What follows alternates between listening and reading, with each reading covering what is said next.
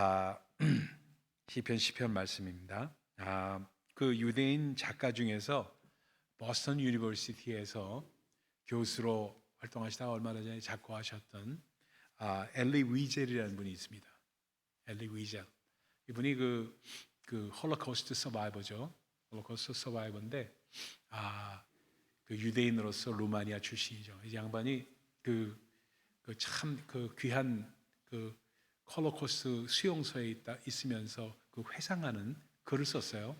글을 쓴 게 트라일로지로 이렇게 3편으로 이렇게 썼는데 뭐라고 썼냐면 Night, Day and Dawn 이렇게 썼어요. Night, Day, Night and Dawn 이렇게 썼어요. 낮과 밤과 새벽 이렇게 썼어요. 그래서 그 트라일로지가 아주 유명해가지고 그것으로 통해서 노벨 평화상까지 받았던 그런 인물이세요. 엘리 위젤이라는 분이요. 근데 이분이 정말 15살에 잡혀갔으니까 어떻게 됐어요? 참 대단하죠. 15살에 수용소로 끌려가가지고 소년 때 그 수용소에서 자기 또래 애들이 죽는 것을 이게 본 거예요. 그래서 가스실도 가고 뭐 이렇게 처형도 당하고 이런 거를 보면서 그거를 보고 이제 2차 세계대전이 끝난 다음에 이제 미국으로 와서 공부를 하고 이렇게 돼가지고 나중에 교수까지 된 그런 사람이 있어요. 그런 사람이다 보니까 그 글이 아주 적나라하게 묘사를 하고 있으니까 아주 심각합니다. 근데 그 중에서 어떤 사건이 있었냐면 어렸을 때, 그러니까 15살에 잡혀갔으니까 소년 아니에요? 이 소년인데 이 사람이 자기 또래가 견디다 못해가지고 탈출을 시도한 거예요. 수용소에서 탈출을 시도하다가 잡혀온 거예요. 끌려왔어. 끌려온 애를 공개 처형을 하는데 애들 다 세워놓고 그 앞에 십자가에다가 그걸 애를 그 사형 틀에다가 다 놓고 걔를 죽이는 그런 거를 보면서 야 정말 너무나도 끔찍해서 얘가 입에서 저절로 오 하나님 당신이 지금 어디 계십니까 하는 그 아주 탄식과 그 뭐라고 표현하면 좋을지 몰라도 참 그 절규를 부르짖었던 기억이 있습니다. 근데 그때 갑자기 그 엘리 위젤에게 들려온 소리가 있어요. 뒤에서 이렇게 들리는데 뭐냐? 나는 저 소년과 함께 있다. 이 소리를 들은 거예요. 그러니까 뒤를 이렇게 돌아보니까 아무도 없는 거예요. 애가 너무나도 깜짝 놀라가지고 그냥 자기 속에 그걸 누구한테 얘기도 하기도 뭐하고 독일군한테 얘기하기도 뭐하고 뭐 그렇잖아요. 그러니까 자기 속에다 파묻어둔 거예요. 그냥 마음에다 담아놓은 거예요. 담아놓고 2차 세계대전이 끝난 다음에 블란스로 갔어요. 이 사람이 블란스로 가서 거기 누굴 만나면 프랑스와 모리아키라는 분을 만났어요. 모리아키라는 분. 이분은 소설가로 뭘 했냐면 그 노벨 문학상을 받았던 아주 대단한 그런 분이었어요. 그분을 만나서 이제 수학을 하면서 그분 밑에서 공부도 하고 이렇게 하면서 이 사람이 그걸 물어봤어요. 자기 이야기를 나눈 거예요. 뭐를 나누냐면 자기가 수용소에 있을 때 이런 경험이 있었는데 이게 뭔지를 모르겠다고 지금도 미스테리라고 자기가 그런 소리를 생생하게 들었다고 그 얘기를 한 거예요. 그랬더니 이 모리아기 뭐라고 대답을 해줬냐면 이 사람이 대단한 크리스천이었어요. 그게 뭐라고 하냐면 그분이 바로 예수 그리스도시다. 그분이 바로 너희들 유대인으로 태어나신 분이지만 그분은 인류를 구원하시기 위해서 십자가에 달려 돌아가신 분이신데 그분께서 하셨던 말씀이다. 그 음성을 너에게 들려주신 것이다. 하면서 이야기를 하면서 바로 그것을 바로 임마누엘이라고 한다. 이걸 얘기해 준 거예요. 그 글에 흑야라는 제목의 글 나이트라는 책에 그 글이 담겨져 있습니다. 그러니까 하나님께서 외면하셨다는 아주 아픈 마음 그거를 단발마의 비명으로 정말 탄식하면서 호소하면서 절규하면서 내놨을 때 들려준 음성이 바로 그 음성이었다는 것을 바로 엘리 위젤이라는 유대인 작가가 말을 하고 있습니다. 근데 여기 오늘 시편 말씀이 사실 이 엘리 위젤이 경험했던 그 똑같은 내용이 담겨져 있습니다. 뭐라고 그러냐면 1절 한번 보세요. 기가 막히게 나옵니다. 여호와여 어찌하여 멀리 서시며 어찌하여 환난 때에 숨으시나이까. 똑같은 말이에요, 그렇죠? 똑같은 말, 그 말을 하고 있어요. 그래서 참 어저께는 참 여러 가지 사건들이 참 있었어요. 여러 가지 사건들이 있었는데 그 사건 중에서 기가 막힌 사건은 그 한국이 그 호주를 축구를 이겼다는 사건도 기가 막힌 사건이었어요. 저는 그걸 이렇게 들으면서 보지 못하고 들으면서 나중에 그 유튜브로 올려온 걸 이렇게 보면서 그 표현이 마음 가운데 다가왔어요. 뭐냐면 손흥민 he played his heart out. 영어 표현에서 아주 그가 기가 막힌 표현이 있어요. play the heart out 라는 표현을 씁니다. 그는 그 마음을 쏟아내는 그런 경기를 했다, 이런 표현입니다. play the heart out 라는 표현이에요. 그 표현이 그 음악에도 씁니다. 가수들이 기가 막힌 노래를 그냥 평생에 한 번 할까 말까 노래를 한 사람을 두고 뭐라면 he sang her heart out. sung the heart out 라고 표현합니다. 아주 마음을 쏟아내는, 그게 탄식과 모든 것을 쏟아내는, 그러니까 모든 진실과 모든 것을 한 다음에 손흥민 선수가 마지막에 그 축구 경기가 끝나고 나서 그냥 그라운드에 무릎을 꿇고 해서 통곡을 하는 장면이 그거 찍혔어요. 진실되게 모든 걸 쏟아내는 사람은 이든지 지든지 결과에 상관없이 눈물을 쏟을 수밖에 없는구나 하는 걸 저는 마음 가운데 느꼈어요. 그의 모습을 보면서. 그게 하나고, 두 번째는 어저께 또 기가 막힌 사건이 또 북한이 또 submarine에서 또 핵을 또 쐈다는 소식을 어저께 또 이렇게 들었습니다.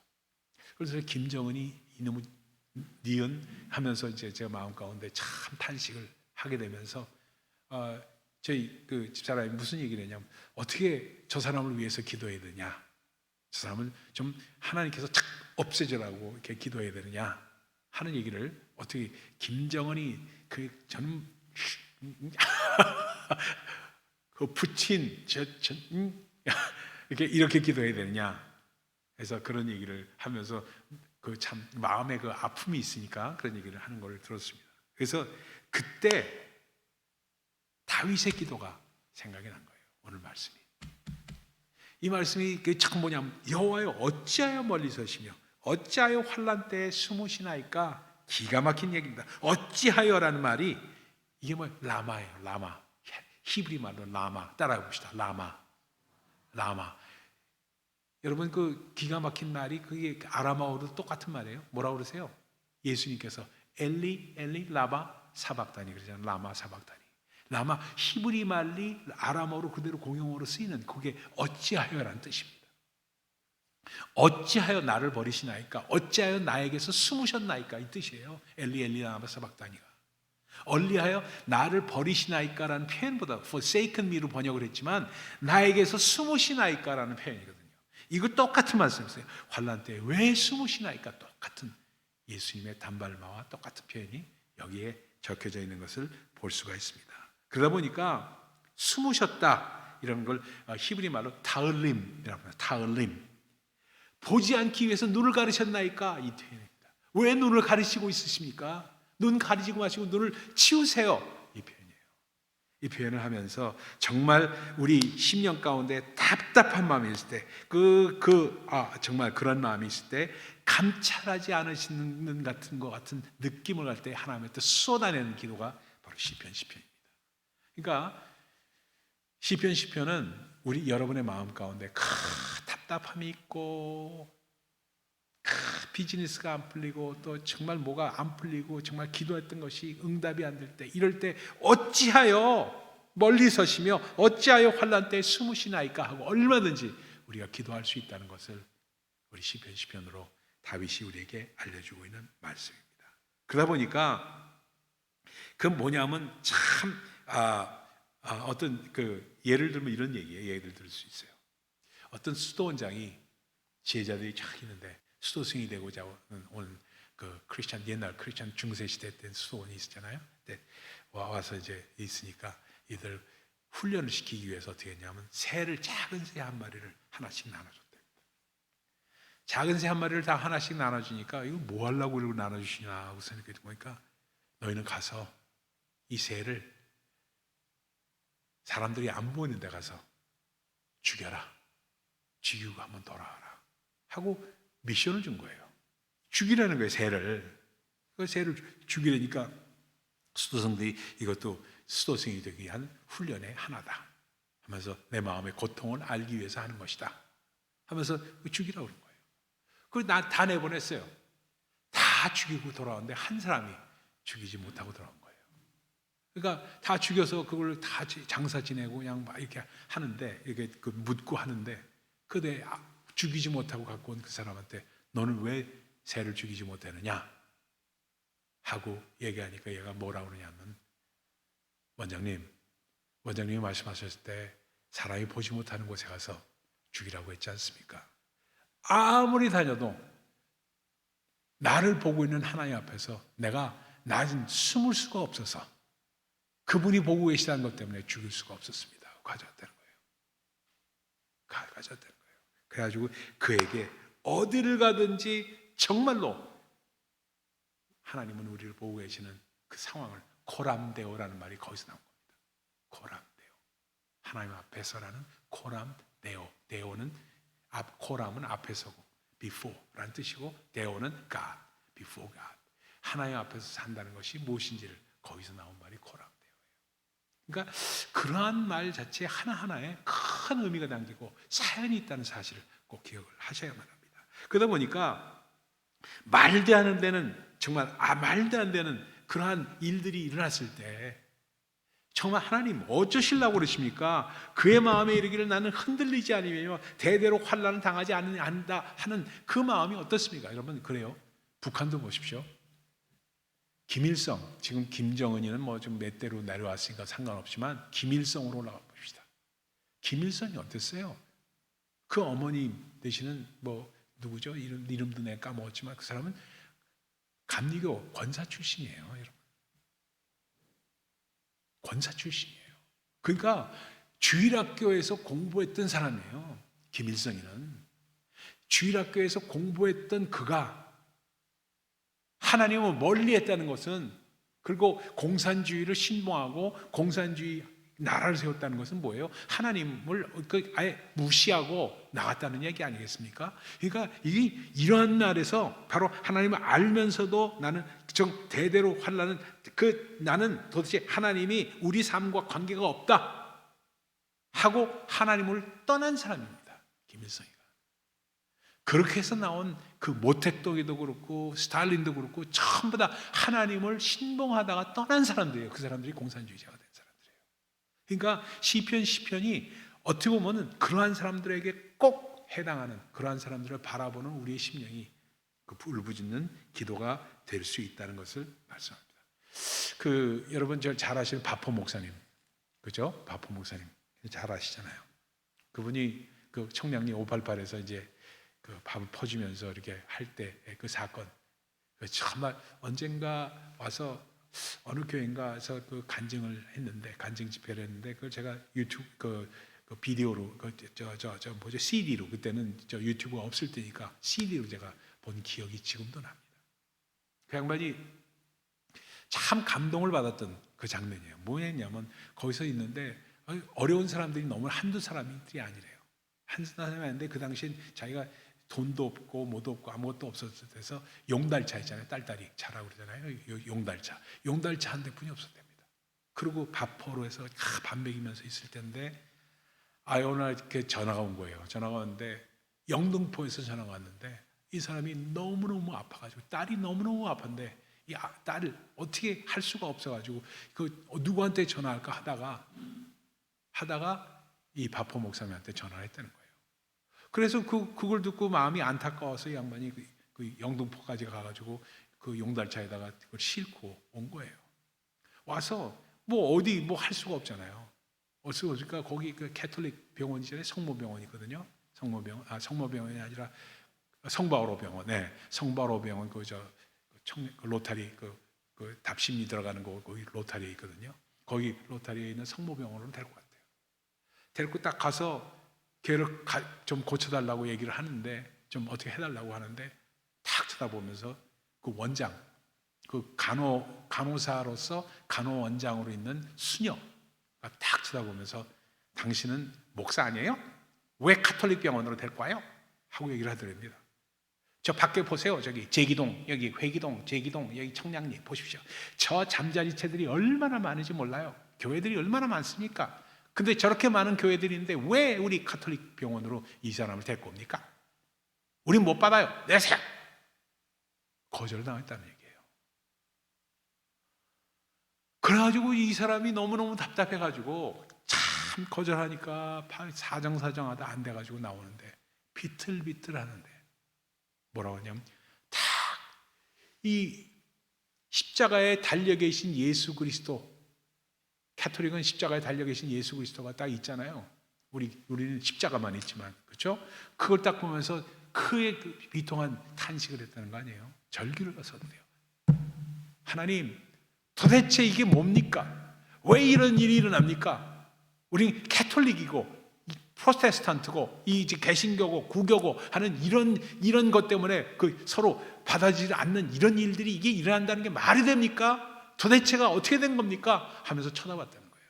그러면서 뭐예요? 하나님, 당신의 대책은 뭡니까? What is your plan for this? 하고 소리를 질렀다는 거예요. 그런데 그냥 무릎이 저절로 꿇리면서 그냥 눈물이 펑펑 쏟아지는데 이루 말할 수가 없었다는 거예요. 근데 그때 들려왔던 음성을 들었다는 거예요. 자기 평생에 한 번 들었다는 거예요. 하나님의 음성.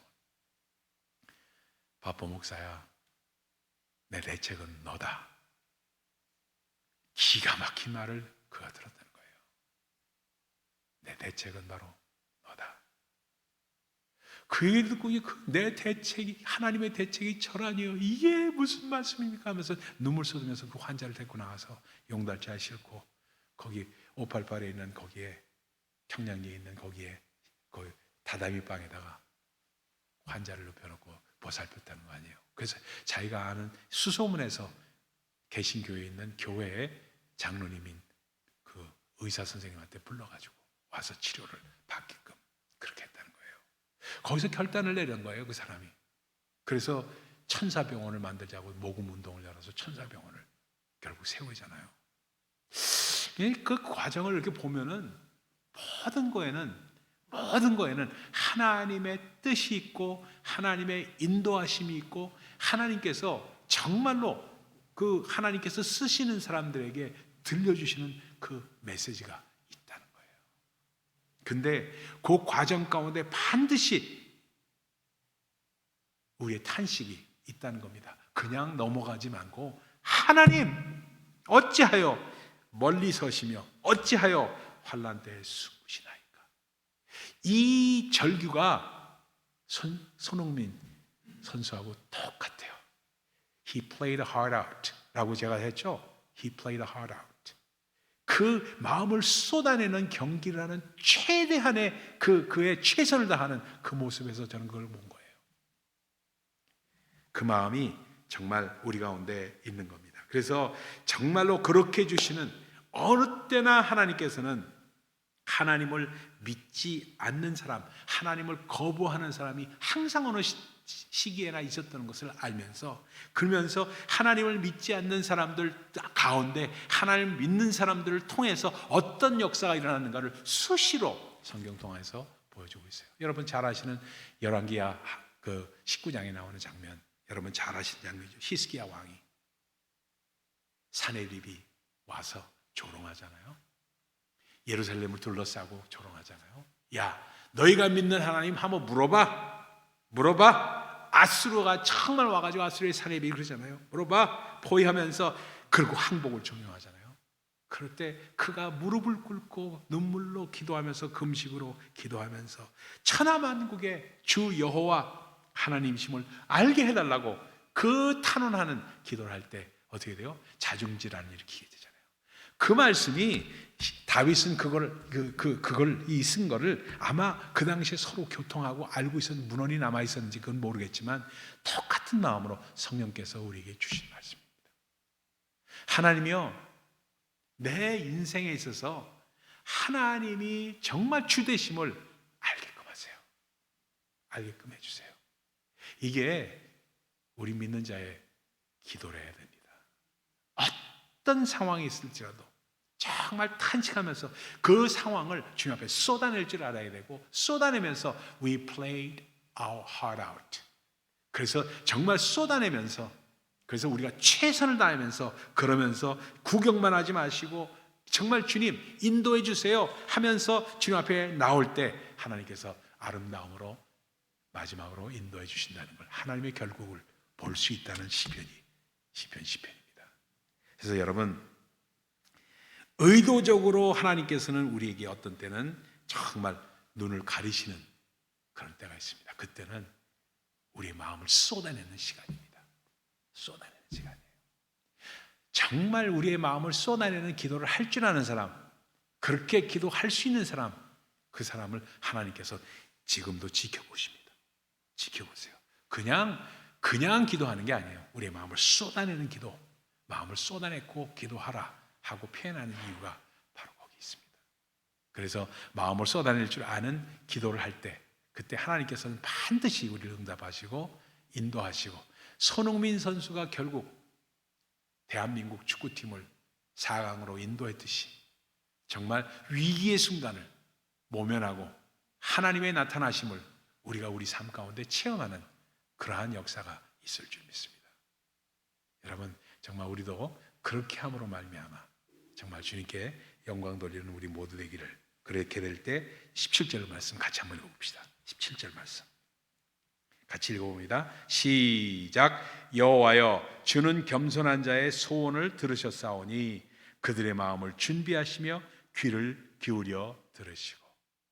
그러한 마음, 그러한 쏟아내는 마음에 우리의 귀를 기울이시고 들어주심으로써 고아와 압제당한 자를 위하여 심판하사 세상에 속한 자가 다시는 위협하지 못하게 하시리이다 하면서 선포하는 이 기도가 될 줄로 믿습니다. 오늘도 그렇게 기도하시면서 정말 시편이 우리 심령 가운데 담겨지고, 정말 우리가 we prayed our heart out. We prayed our heart out. 그래서 우리가 기도할 때 우리의 마음을 쏟아내면서 최선을 다하면서 주님 앞에 기도하시는 우리 모두 되시기를 예수 그리스도 이름으로 축원드립니다. 기도하겠습니다.